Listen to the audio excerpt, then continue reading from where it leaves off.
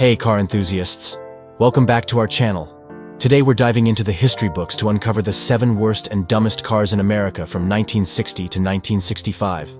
These cars might look charming now, but they were notorious for their poor design, bad performance, and lackluster reception. Get ready to be shocked by these automotive missteps. Let's get started. First on our list is the 1960 Chevrolet Corvair. This car was intended to be a game changer with its rear-engine design, but it quickly became infamous for its handling issues. Ralph Nader's book, Unsafe at Any Speed, highlighted the Corvair's tendency to lose control, leading to its reputation as one of the most dangerous cars of its time.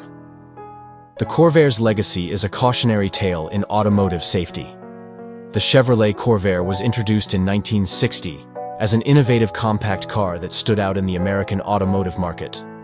At a time when most American cars were getting larger and more powerful, the Corvair was a bold move by General Motors to create a smaller, more efficient vehicle that could compete with European imports.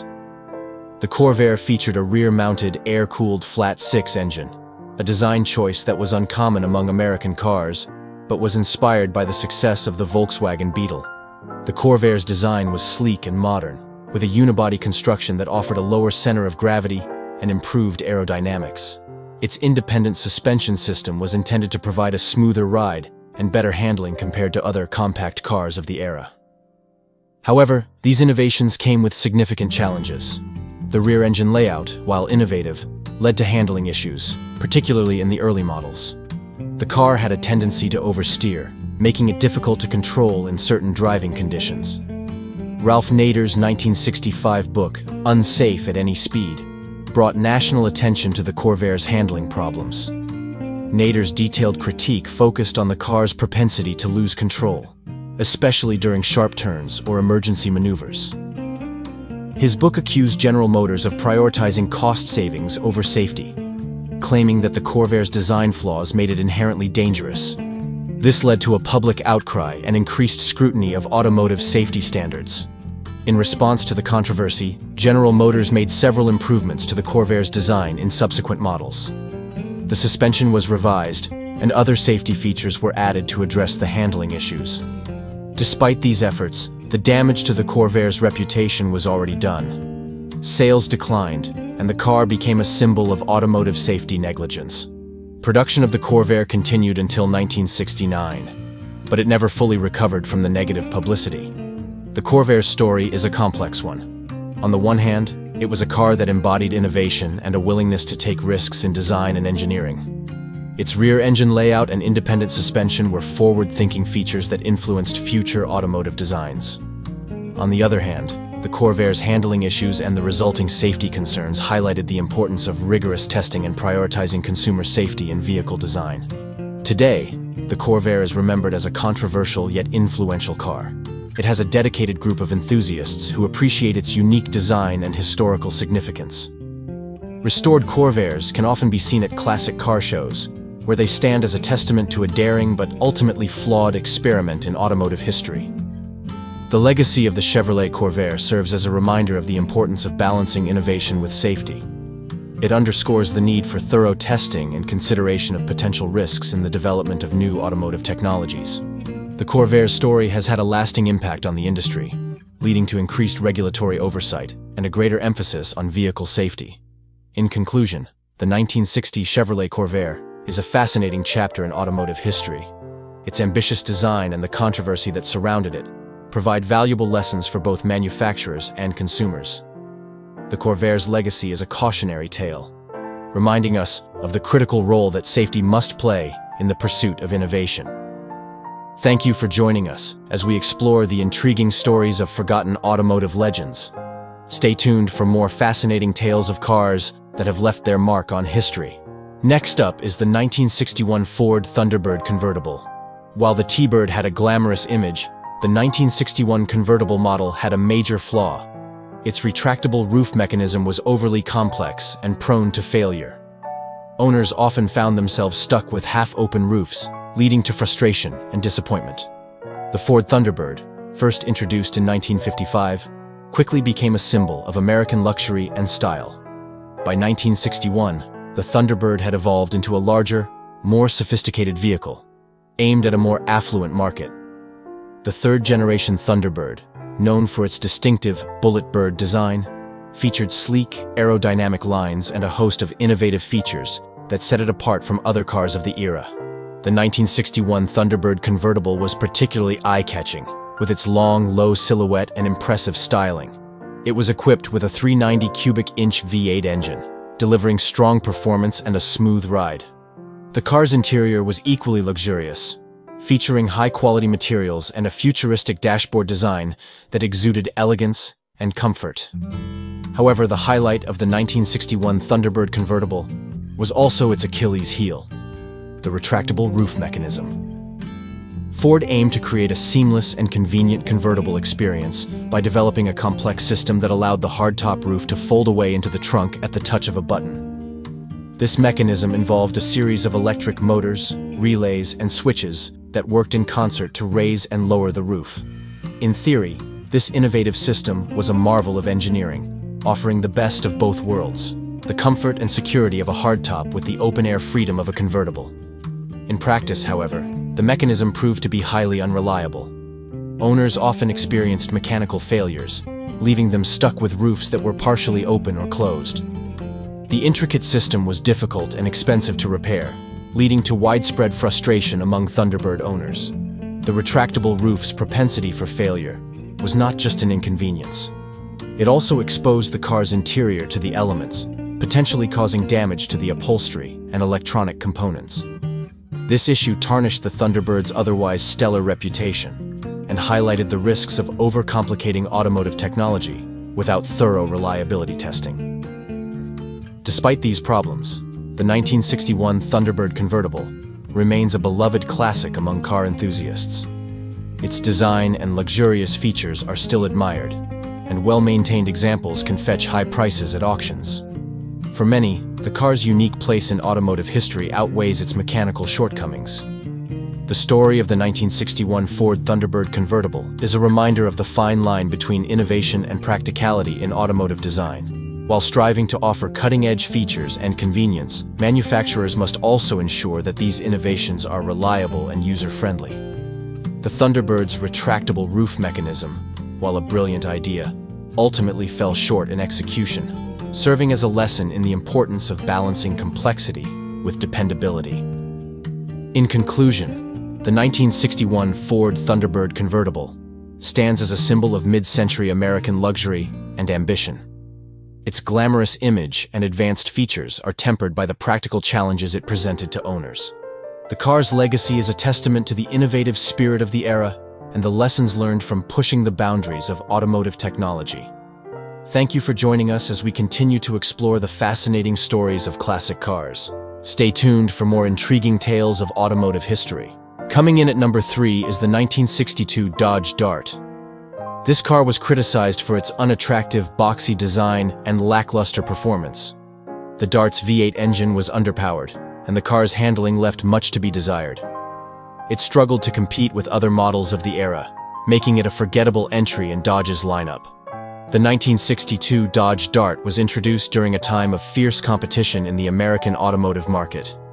Dodge aimed to capture the attention of buyers looking for a reliable and stylish mid-sized car.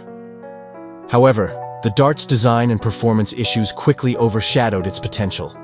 The first thing that drew criticism was the Dart's boxy and uninspired design. In an era when sleek aerodynamic shapes were becoming the norm, the Dart's angular lines and bulky appearance failed to capture the imagination of the public. Its look was considered outdated and unappealing compared to its more stylish competitors. The front grille was plain, and the overall styling lacked the flair and innovation seen in other cars of the early 1960s. This conservative approach to design did not resonate well with consumers who were seeking something more exciting and modern. Under the hood, the Dart was equipped with a range of engine options, including a V8. However, even the V8 engine was seen as underpowered, offering sluggish acceleration and unimpressive performance. This was particularly disappointing for a car that was marketed as having a powerful engine. The V8's output, while adequate for daily driving, did not provide the thrill or spirited driving experience that muscle car enthusiasts desired. As a result, the Dart fell short in delivering the performance that could have set it apart from its competitors. Handling was another area where the 1962 Dodge Dart fell short. The car's suspension and steering systems did not provide the responsiveness or smooth ride that drivers desired. Navigating corners and rough roads could be a challenging and uncomfortable experience, further diminishing the car's appeal. The Dart's handling was often described as vague and unresponsive, which made it less enjoyable to drive compared to other cars in its class. The combination of a lackluster engine and poor handling meant that the Dart failed to live up to the expectations of performance-oriented buyers. The combination of these factors made it difficult for the Dart to stand out in a crowded market. Competing models from other manufacturers offered better design, performance, and driving experience, leaving the Dart lagging behind. Sales suffered as a result, and the 1962 Dart became one of the less memorable entries in Dodge's storied history. The car's lack of innovation and failure to address key consumer desires contributed to its downfall. Despite its shortcomings, the 1962 Dodge Dart does have a place in automotive history. It serves as an example of the challenges automakers face in balancing design, performance, and market expectations. While it may not have been a success during its time, the Dart's story offers valuable lessons for future vehicle development. The Dart's experience underscores the importance of listening to consumer feedback and staying ahead of market trends. In recent years, the Dart has gained a bit of a cult following among classic car enthusiasts. Some appreciate its retro charm and the challenge of restoring and modifying it to achieve the performance and style it originally lacked. At car shows and classic car gatherings, you might spot a 1962 Dart that's been lovingly brought back to life, serving as a reminder of the era and the evolution of automotive design. Enthusiasts often upgrade the engine, suspension, and interior, transforming the Dart into a unique and personalized classic car. In conclusion, the 1962 Dodge Dart is remembered more for its missed opportunities than for its accomplishments. Its unattractive design, underwhelming performance, and poor handling made it a forgettable entry in Dodge's lineup. However, it remains a noteworthy chapter in automotive history, illustrating the importance of meeting consumer expectations and the difficulties of producing a standout vehicle in a competitive market.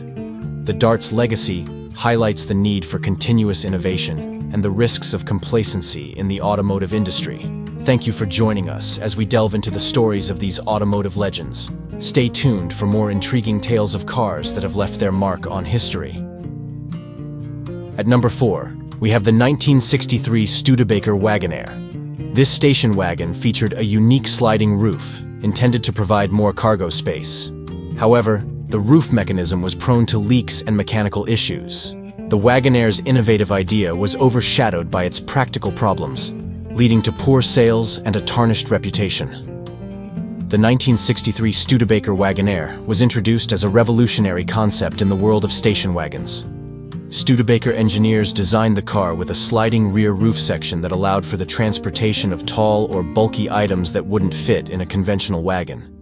This feature was intended to attract families and individuals who needed a versatile vehicle for both daily use and occasional large item transport. On paper, the sliding roof was a brilliant idea. It provided an unprecedented level of flexibility, turning the Wagon Air into a hybrid between a station wagon and a pickup truck. The ability to slide the rear roof forward and create an open cargo area was a unique selling point that set the Wagon Air apart from other station wagons of the time. The design was meant to cater to the growing market of suburban families and outdoor enthusiasts who needed a practical yet stylish vehicle. However, in practice, the sliding roof mechanism proved to be problematic. The complex system was prone to leaks, allowing water to enter the cabin during rain or car washes. This led to significant frustration for owners, as the water intrusion caused interior damage and unpleasant odors. The roof mechanism also had a tendency to malfunction, getting stuck or failing to close properly, which compromised the car's overall usability and security. These issues overshadowed the innovative concept and became a major source of complaints among Wagon Air owners. Additionally, the Wagon Air's overall build quality did not match the high expectations set by its innovative design. Studebaker, already struggling financially, faced challenges in ensuring consistent manufacturing standards. As a result, Many Wagonair units left the factory with quality control issues, further tarnishing the model's reputation. The combination of a leaky roof and inconsistent build quality led to a high rate of returns and warranty claims, straining Studebaker's resources even further. Despite its practical issues, the 1963 Studebaker Wagonair did have some redeeming qualities. It featured a stylish exterior design with clean lines and a distinctive look that stood out on the road.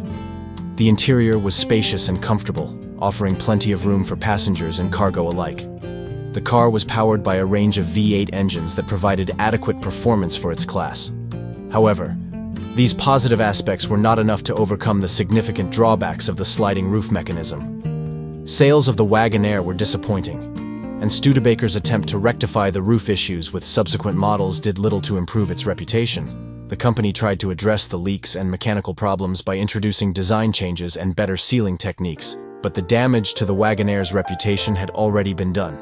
Potential buyers were wary of investing in a car with such well-publicized flaws, and sales continued to decline. The Wagonair's story serves as a cautionary tale about the risks of introducing new technology without thoroughly testing and perfecting it. While the concept of a sliding roof was ahead of its time, the execution fell short, leading to practical problems that overshadowed the innovation. The Wagonair's failure contributed to Studebaker's eventual decline, as the company struggled to recover from the negative publicity and financial losses associated with the model. In recent years, the Wagonair has gained a niche following among classic car enthusiasts who appreciate its unique design and historical significance. Restored Wagonairs can sometimes be seen at car shows and classic car events, where their quirky sliding roof often sparks interest and conversations. Enthusiasts who own and restore these cars take pride in preserving a piece of automotive history that represents both the potential and pitfalls of innovation. In conclusion, the 1963 Studebaker Wagonair is remembered more for its ambitious, yet flawed design than for its success. The innovative sliding roof, while a novel idea, was ultimately undermined by practical issues that led to poor sales and a damaged reputation. Despite its shortcomings, the Wagonair remains a noteworthy chapter in automotive history, illustrating the challenges of bringing new concepts to market. Thank you for joining us as we delve into the stories of these automotive legends. Stay tuned for more intriguing tales of cars that have left their mark on history. Next is the 1964 Mercury Comet Cyclone. While the Comet Cyclone aimed to be a sporty compact car, it fell short in performance and reliability. Its engine lacked power, and it was plagued with mechanical issues. The car failed to live up to its name and struggled to make a mark in the competitive market. The 1964 Mercury Comet Cyclone was introduced with high expectations. As a sporty variant of the Mercury Comet, it was designed to attract younger buyers looking for a stylish and performance-oriented compact car. The Comet Cyclone featured distinctive styling cues, including unique badging, a more aggressive front grille, and sporty trim elements that set it apart from the standard Comet models.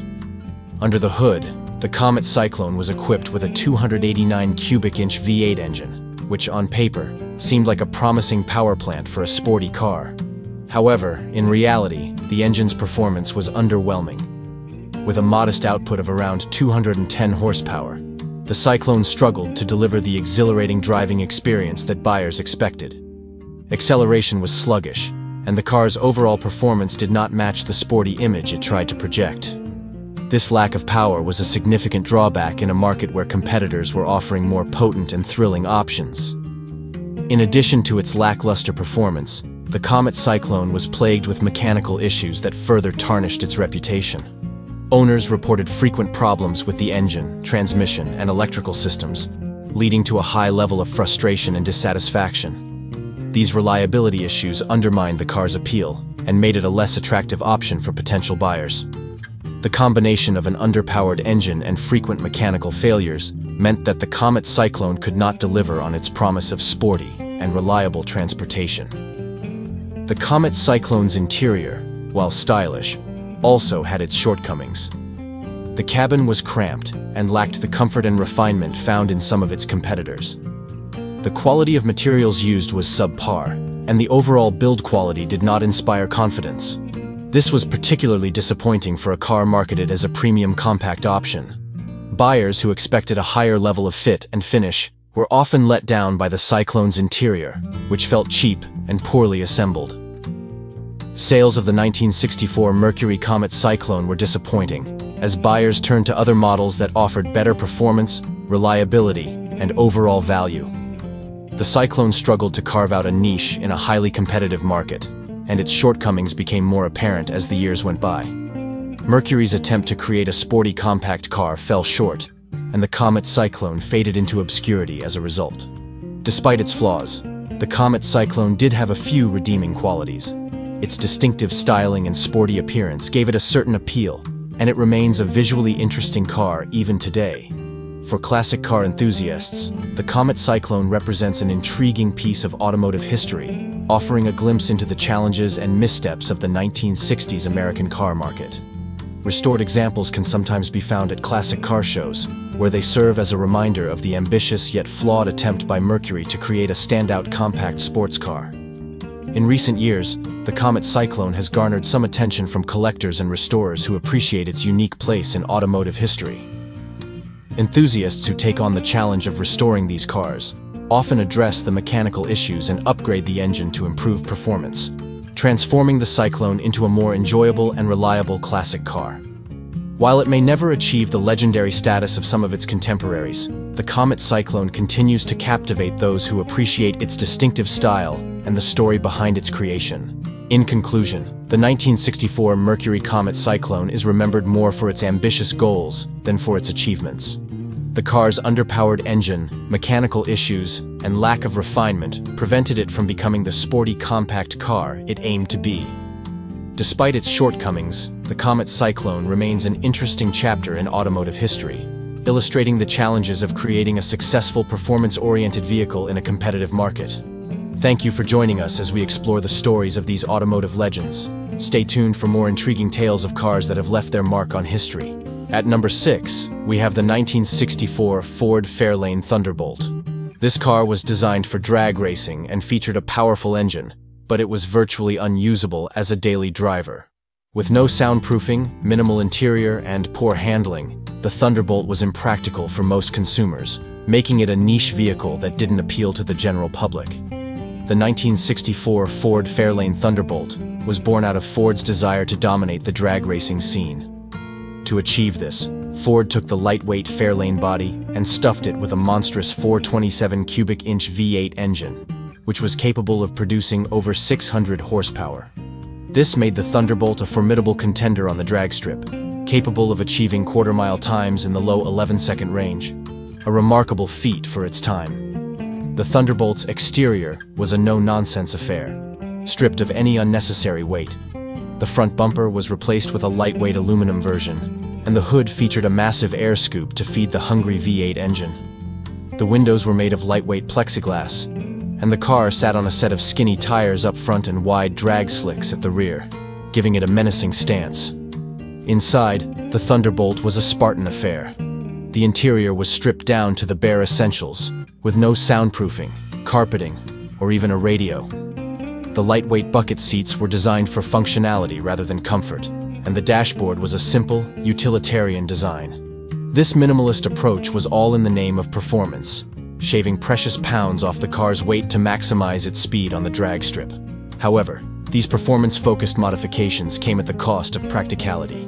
The Thunderbolt's lack of soundproofing made for an incredibly noisy cabin, with the roar of the engine and the whine of the drivetrain making any attempt at conversation a challenge. The minimal interior features meant there were no creature comforts to speak of, making long drives an uncomfortable proposition.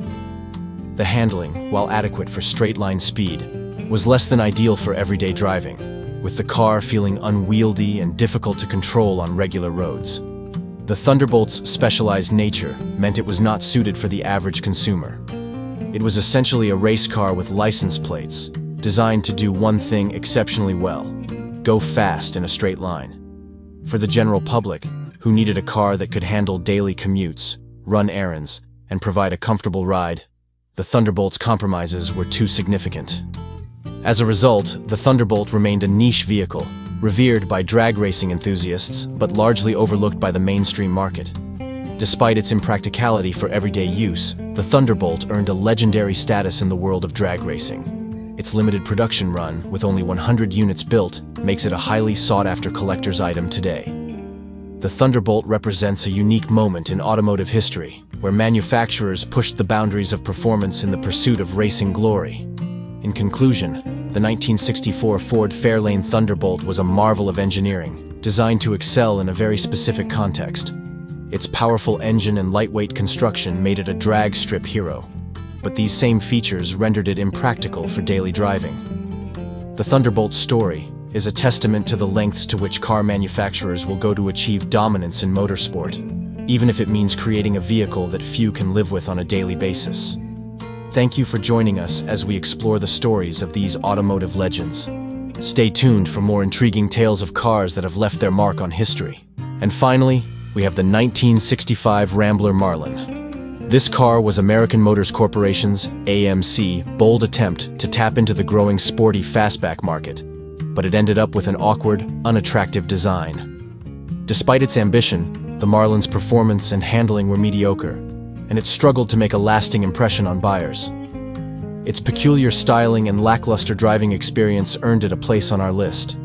The 1965 Rambler Marlin was introduced as a response to the popularity of sporty coupes like the Ford Mustang and the Plymouth Barracuda. AMC aimed to capture a slice of this burgeoning market with a car that combined the practicality of their existing models with a more daring design. However, the Marlin's execution fell short of expectations. From a design perspective, the Marlin's most distinctive feature was its fastback roofline, which sloped dramatically from the rear window to the trunk. This design choice was intended to give the car a sleek, sporty profile. Unfortunately, the result was an awkwardly proportioned vehicle, with a rear end that appeared overly bulky and out of sync with the car's front half. The design was further compromised by a wide C-pillar that obstructed rear visibility, adding to the Marlin's visual oddity. Under the hood, the Marlin offered a range of engine options. The base model came with a 232 cubic inch inline-six, while a 287 cubic inch V8 was available for those seeking more power. Despite these options, the Marlin's performance was unremarkable. The inline-six provided adequate, if uninspiring, acceleration, while the V8 offered a bit more excitement, but still fell short of delivering the exhilarating drive the Marlin's sporty appearance suggested. The car's handling was also a weak point, as its suspension and chassis were derived from the more conservative Rambler Classic, which prioritized comfort over performance. Inside, the Marlin aimed to offer a more upscale and sporty experience compared to other AMC models. The interior featured bucket seats, a center console, and a dashboard designed with a more driver-focused layout. However, the quality of materials and build were inconsistent, with some areas feeling cheap and poorly executed. The Marlin's interior, while trying to offer a sporty flair, lacked the refinement and attention to detail found in competitors' models. The Marlin's unique design and average performance did not resonate with the buying public. Sales were disappointing, and the car struggled to compete with more refined and attractive rivals. AMC tried to improve the Marlin in subsequent years, but the initial design flaws and poor market reception meant that the car never gained the traction AMC hoped for. The Marlin was eventually discontinued after the 1967 model year, marking the end of AMC's foray into the fastback market. Despite its commercial failure, the Marlin has garnered a small but dedicated group of enthusiasts who appreciate its unusual design and historical significance. Restored examples of the Marlin can occasionally be seen at classic car shows, where they stand out for their distinctive, if controversial, appearance. For some collectors, the Marlin represents a unique chapter in automotive history and a bold, if flawed, attempt by AMC to break out of its traditional mold. In conclusion, the 1965 Rambler Marlin's awkward styling and mediocre performance earned it a place on our list of automotive missteps. While it aimed to capture the sporty fastback market, it ultimately fell short in both design and execution. The Marlin serves as a reminder of the challenges automakers face when trying to balance innovation with market appeal and the sometimes harsh reality of consumer preferences. Thank you for joining us as we explore the stories of these automotive legends. Stay tuned for more intriguing tales of cars that have left their mark on history. And there you have it, folks. 7 of the worst and dumbest cars in America from 1960 to 1965. Which one surprised you the most? Let us know in the comments below. Don't forget to like, subscribe, and hit that notification bell so you never miss an episode. Thanks for watching, and we'll see you next time.